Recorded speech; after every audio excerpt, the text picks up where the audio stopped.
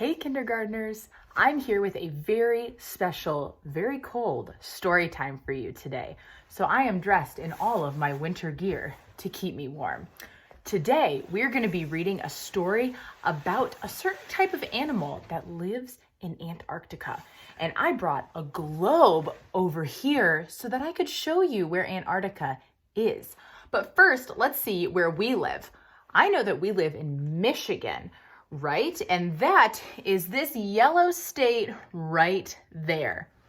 Now, this blue line right here that goes all the way around is called the equator. The closer that you get to the equator, the warmer the weather is. But the further away you are from the equator, the colder the weather is. The story that we're going to read today is about a certain type of animal that lives in Antarctica. And I'm going to show you where that is. It is on the very, very bottom of my globe right there. That's Antarctica, and that is pretty far from the equator. So it is very cold there. I'm going to show you the book we're going to read. This is what it looks like. Now, if we look at the picture, we might know what this book is going to be about, and maybe we even see some words and letters we know. I see a sight word. I don't know if you see it too, but let's go ahead and read it. This book is called The Emperor's Egg by Martin Jenkins. I'm going to start with the title page, which I know tells me the title again, and it gives me a little more information about the book. This title is The Emperor's Egg, and it is written by Martin Jenkins and illustrated, which I know means the pictures were drawn, by Jane Chapman. So let's read. Down at the very bottom of the world, there's a huge island that's almost completely covered with snow. It's called Antarctica, and it's the coldest, windiest place on Earth. And that's why I've got my hat on today. The weather's bad enough there in the summer, but in the winter, it's really terrible. It's hard to imagine anything actually living there. But wait, what's that shape over there? It can't be. Yes! What do you think it is? It's a penguin. And it's not just any old penguin either. It's a male emperor penguin, the biggest penguin in the world. And he's doing a very important job. He's taking care of his egg. He didn't lay it himself, of course. His mate did that a few weeks ago. But very soon afterward, she turned around and waddled off to the sea. And that's where most female emperor penguins spend the winter, swimming about, getting as fat as they can, eating as much as they can, and generally having a very nice time, as far as you can tell. Which leaves the father penguin stuck on the ice with his egg. Now, the most important thing about egg sitting is to stop your egg from getting cold. That means it has to be kept off the ice and out of the wind. And what better way to do that than to rest it on your feet and tuck it right up under your tummy, which is just what the father penguin does.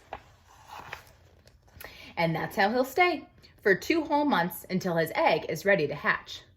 Can you imagine it? Standing around in the freezing cold with an egg on your feet for 2 whole months. What's more, there's nothing for the father penguin to eat on land. And because he's egg sitting, he can't go off to the sea to feed.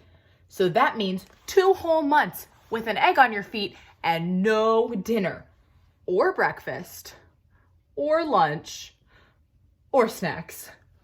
I don't know about you, but I'd be very, very miserable.